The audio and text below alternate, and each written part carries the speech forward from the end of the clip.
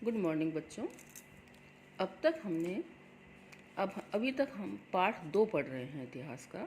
इतिहास में जैसा कि मैंने आपको कोर्स डाला है 3 पुस्तकें हैं, एक में 1 से 4 तक पाठ है। इस तरह से करके 3 पुस्तकें मैं आपको पार्ट फर्स्ट ही पढ़ा रही हूँ। आप कोर्स से मिला लीजिएगा, अपन लोग बिल्कुल सही चल रहे हैं एकदम।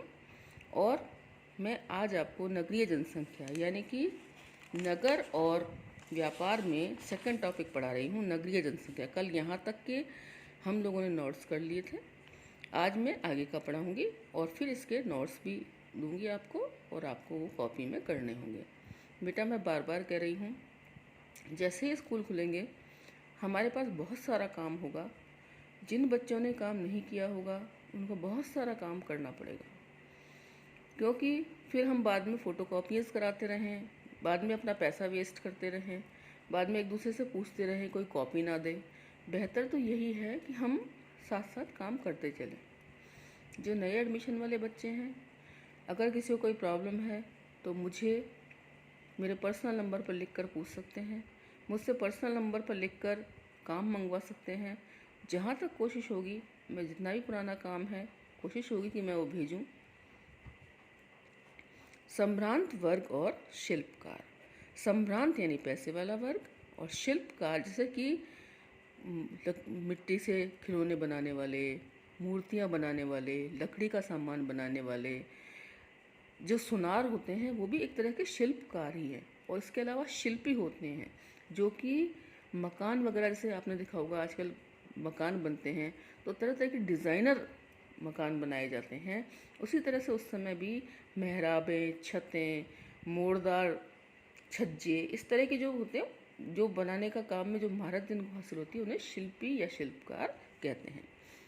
हमने पढ़ा है कि शासक वर्ग और राजा किले बंद नगरों में रहते थे, यानी कि शासक वर्ग और राजा जो है वो किले बंद नगरों से मतलब है कि जिस नगर को चारों तरफ से बंद कर रखा हो, चारों तरफ फाटक लगा रखे हों, ऊपर किला हो और चारों तरफ से जहाँ फाटक लगा रखे हों। आपने कभी महसूस किया हो, कभी आप अलवर में आप कभी घूमे हो तो आपने देखा होगा कि यहाँ पर भी है ना, जो रात पुराने ज़माने में रात के समय, जैसे दिल्ली दरवाज़ा है वहाँ पर आपने देखा होगा बड़ा सा फाटक है, त्रिपोलिया में भी फाटक थे। तो इस तरह से पूरा शहर जो है वो किले के नीचे नीचे पूरा शहर जो है रात के समय बंद कर दिया जाता था। तो इसी तरह से उस ज़माने में भी किले बंद जो इलाका था वहाँ पर सम्रांत परिवार के लोग, राज परिवार के लोग और राजा वगैरह रहा करते थे। यद्यपि इनमें से अधिकांश स्थलों पर व्यापक रूप से खुदाई करना संभव नहीं हो पाया है, क्योंकि आज भी इन क्षेत्रों में लोग रहते हैं। सबसे बड़ी बात यह है कि खुदाई करना यूँ संभव नहीं हो पाया क्योंकि वहाँ पर इस समय लोग रहते हैं। अब जैसे मान लो किसी के मेरे बगल में मकान बन रहा है कोई, और उसमें खुदाई में कुछ प्राचीन मूर्तियाँ निकली। अब आशा ये है इतिहासकारों को कि भाई आपके मकान के नीचे भी निकलेंगी, लेकिन खुदाई क्यों नहीं हो सकती? क्योंकि मैं रह रही हूँ वहाँ पर, मेरा मकान बना हुआ है। तो इसी तरह से वहाँ पर मकान बने होने के कारण वहाँ पर खुदाई नहीं हो पा रही है। हड़प्पा शहरों में भिन्न भिन्न लेकिन फिर भी वहाँ से विभिन्न प्रकार के पुरावशेष प्राप्त हैं। पुरावशेष से क्या मतलब है? पुराने जमाने के अवशेष।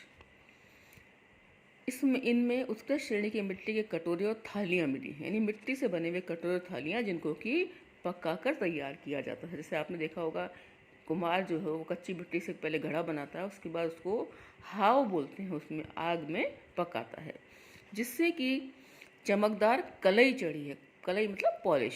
जैसे पहले पुराने ज़माने में जब स्टील के बर्तन नहीं चला करते थे, जब पीतल के बर्तन होते थे तो लोग क्या करते थे, उन पर स्टील की पॉलिश करवा लिया करते थे। जैसे आजकल देखा होगा कि चांदी के जेवर पर सोने की पॉलिश करवा ली जाती है, पॉलिश की चीज़ें आती हैं। इन्हें उत्तरी कृष्ण मार्जित पात्र कहा जाता था, इन्हें उत्तरी कृष्ण मार्जित पात्र कहा जाता था। संभवतः इनका उपयोग अमीर लोग किया करते होंगे। साथ ही सोने, चांदी, तांबे, कांसे, हाथी दांत, शीशे जैसे तरह तरह के पदार्थों के बने उपकरण, हथियार, बर्तन, सीप और पक्की मिट्टी मिली है।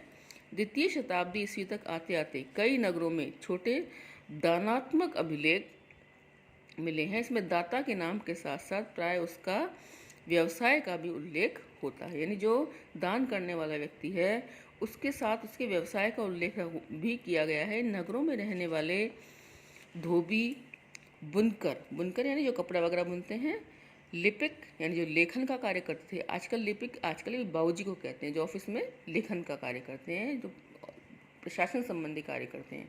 उस जमाने में लिपिक कहते हैं जो कोई लिखने पढ़ने का काम करते थे।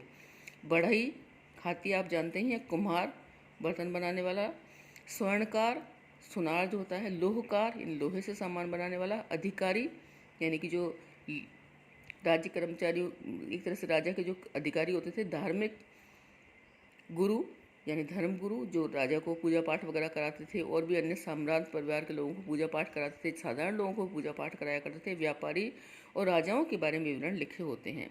कभी कभी उत्पादकों और व्यापारियों के संघ का भी उल्लेख मिलता है। आजकल भी देखा होगा कि अग्रवाल समाज, खंडेलवाल समाज, उनके व्यापारिक संघ हैं एक तरह के।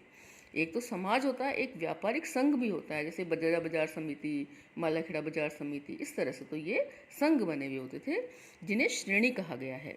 ये श्रेणियां तो संभवतः पहले कच्चे माल को खरीदती थी, फिर उनसे सामान तैयार कर बाजार में बेच देती थी। यह संभव है कि शिल्पकारों ने नगर में रहने वाले सम्राट लोगों की बढ़ती मांग को पूरा करने के लिए कई प्रकार के लोह उपकरणों का प्रयोग किया हो। अब उपमहाद्वीप और उसके बाहर का व्यापार, यानी कि हमारे इस उपमहाद्वीप में इसके अलावा बाहर हम किन किन देशों से मेसोपोटामिया के लोग अपना व्यापार किया करते थे, इसके बारे में है। 6ठी शताब्दी ईसा पूर्व से उपमहाद्वीप में नदी मार्गों और भूमार्गों का मानो जाल सा बिछ गया था और कई दिशाओं में फैल गया था। मध्य एशिया और उससे भी आगे तक भूमार्ग थे। समुद्र तट पर बने कई बंदरगाहों से, बंदरगाह किसको कहते हैं बेटा, जहाँ से जहाज़ों पर सामान उतारा जाता है और चढ़ाया जाता है। जलमार्ग अरब सागर से होते उत्तरी अफ्रीका, पश्चिमी एशिया तक फैल गया और बंगाल की खाड़ी का यह मार्ग चीन और दक्षिण पूर्व एशिया तक फैल गया। शासकों ने प्राय इन मार्गों पर नियंत्रण करने की कोशिश की और संभवतः वे इन मार्गों पर व्यापारियों की सुरक्षा के बदले उनसे धन लेते थे। यानी कि शासकों ने इन मार्गों को लगभग खरीद लिया था और व्यापारी जो इन मार्गों से व्यापार किया करते थे उनको सुरक्षित एक जगह से दूसरी जगह वो जा सकें, उनको डाकू लुटेरे ना लूट लें, इसलिए उनकी सुरक्षा की जिम्मेदारी राजाओं की थी। इन मार्गों पर चलने वाले व्यापारियों में पैदल फेरी लगाने वाले, आज भी आपने देखा होगा कि पैदल घूम घूम कर भी कई बार लोग आपके घरों के बाहर कुछ कुछ सामान बेचने आते हैं। पैदल फेरी लगाने वाले व्यापारी तब बैलगाड़ी और घोड़े खच्चरों जैसे जानवरों के दल के साथ चलने वाले व्यापारी होते थे। साथ ही समुद्री मार्गों से भी लोग यात्रा करते थे, जो खतरनाक तो थी लेकिन बहुत लाभदायक भी होती थी।